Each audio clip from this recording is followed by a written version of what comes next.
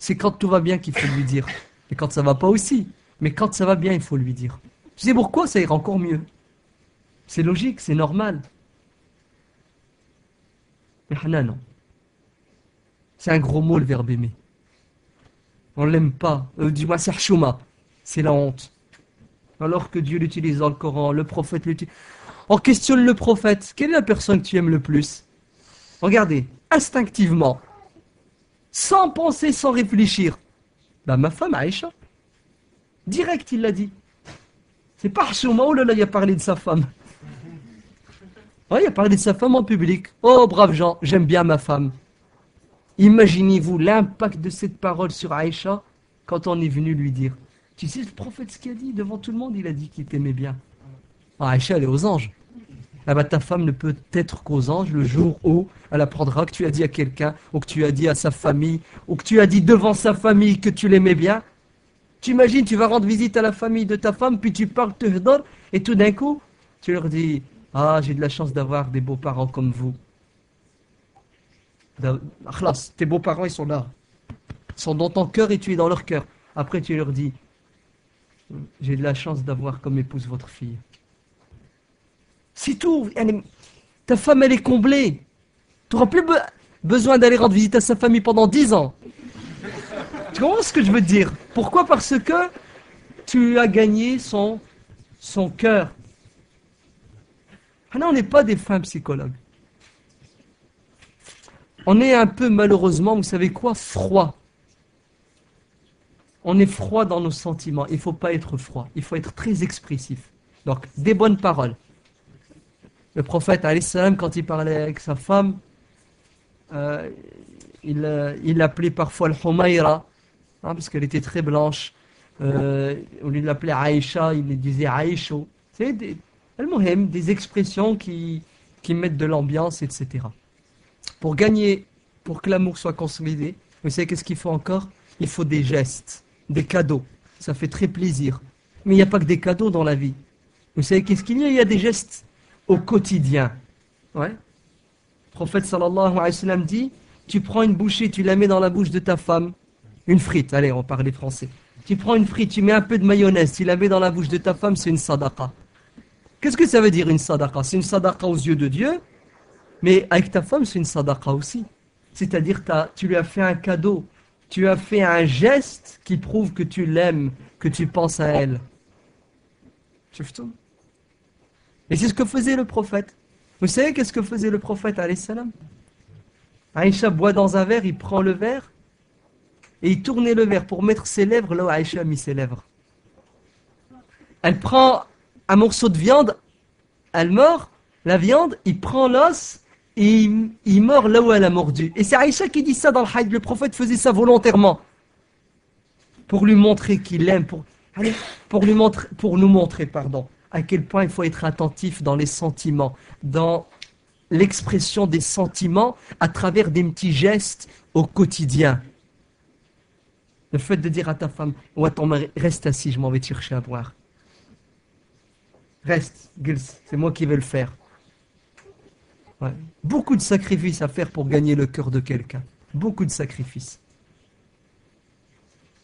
Il y a beaucoup de choses à dire sur l'amour. Mais ala kulli hal, mettez-vous une chose dans la tête. Quand il y a de l'amour, tout marche sur des roulettes. Parce que quand tu aimes quelqu'un, tu fais des sacrifices. Vrai ou faux? Allez, pourquoi je vais me fatiguer pour ta tête? Parce que je t'aime bien. Wallah, si je te calcule pas, bah, je te regarde même pas.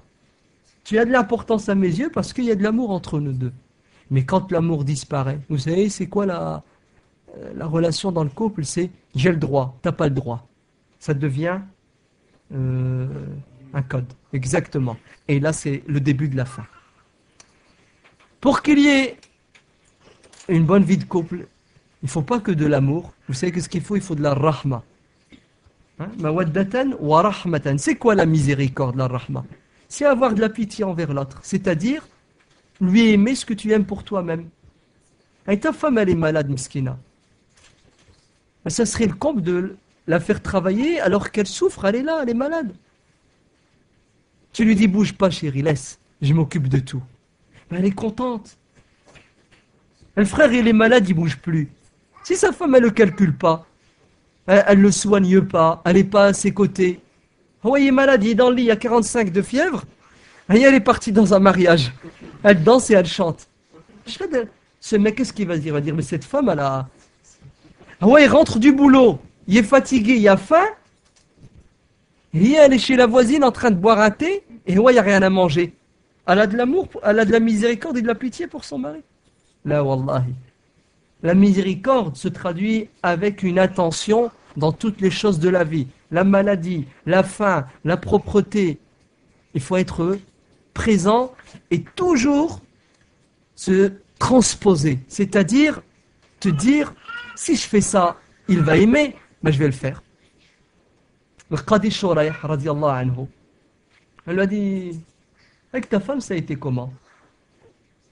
Et Hana, on n'ose pas parler de ça. Hana, tu sais, les histoires de famille, c'est secret. C'est hachement, on n'en parle pas. Alors que les jeunes qui n'êtes pas encore mariés, prenez une feuille et un stylo, allez frapper à la porte des vieux mariés et posez-leur des questions franches et directes. Dites-leur comment je dois faire avec ma femme. Je vais me marier dans 2 mois. Qu'est-ce que je dois faire, qu'est-ce que je ne dois pas faire. Au moins, il vous dira ça, c'est sens interdit, ça c'est 90 à l'heure, ça c'est 20. Sinon, vous allez refaire les mêmes erreurs et on va se casser les dents. Al-Qadi Shuraih dit, il a dit, je me suis marié avec cette femme, le jour des noces, je me rapproche d'elle, je l'ai vue, c'était une lune. Pour les Arabes, une lune, ça veut dire c'était une beauté. Il a dit, je me suis rapproché d'elle, elle m'a dit stop, bouge pas. Bismillahirrahmanirrahim. Elle lui fait le début de la khutbah, elle lui dit, écoute, tu me connais pas, je ne te connais pas.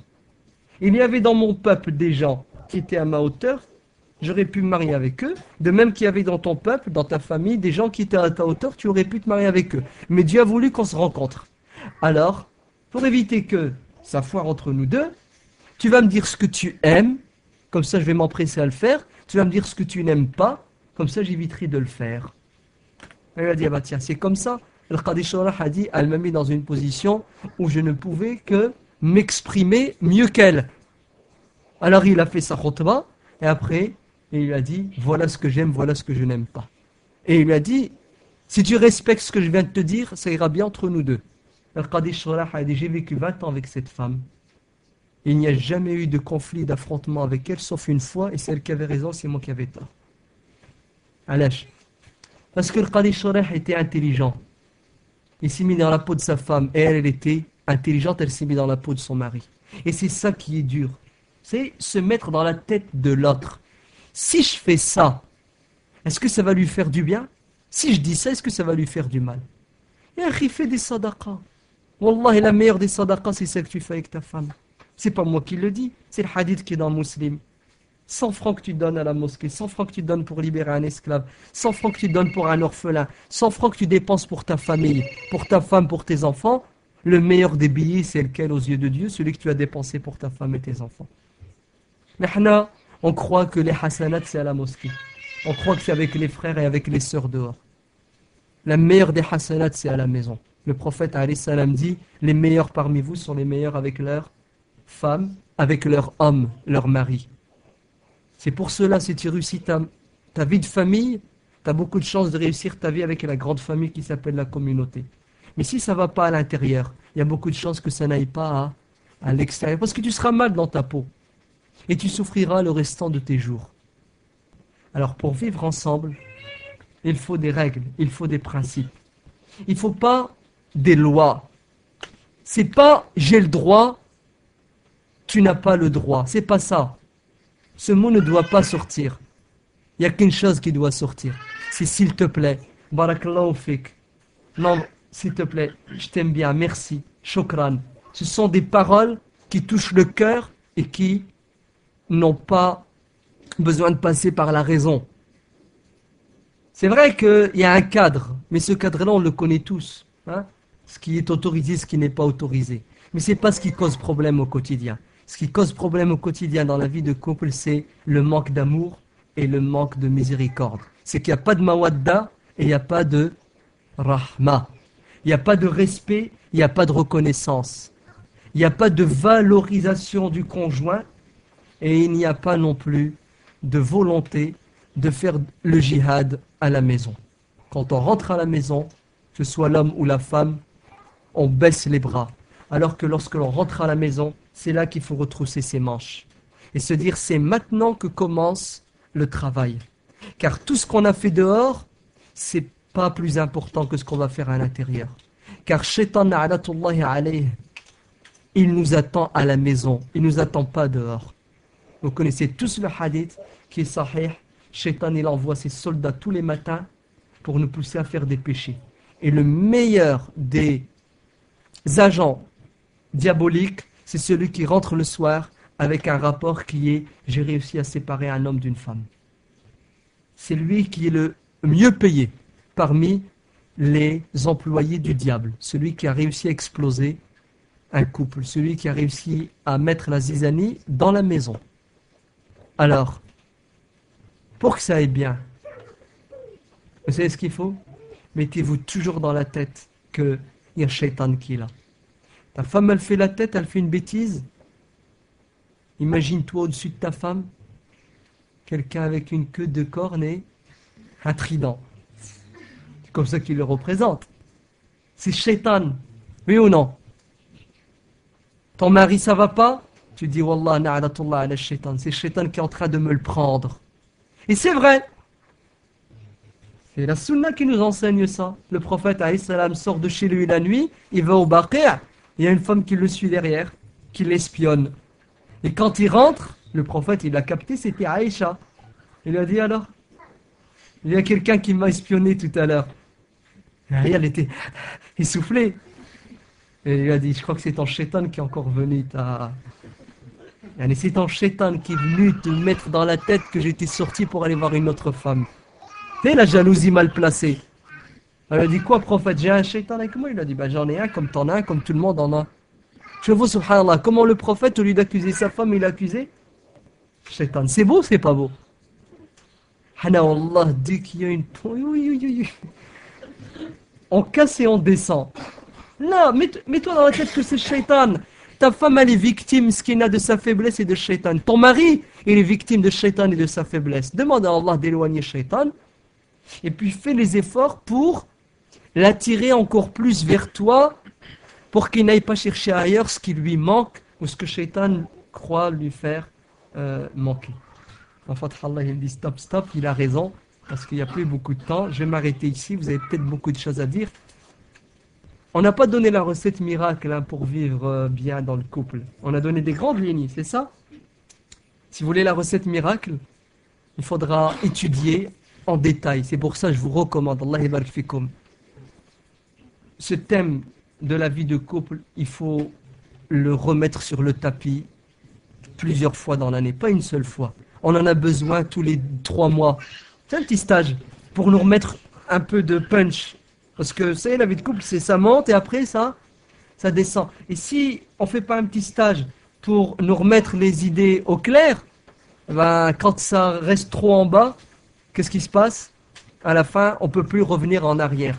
Alors, il faut le revoir dans vos halaqat, dans vos réunions, discuter de ce qu'il faut faire, ce qu'il ne faut pas faire, donner des solutions. Il y a deux très bons bouquins. Ils sont extraordinaires. Malheureusement, ils sont en arabe, mais essayez de les étudier si vous avez des frères, des sœurs arabophones.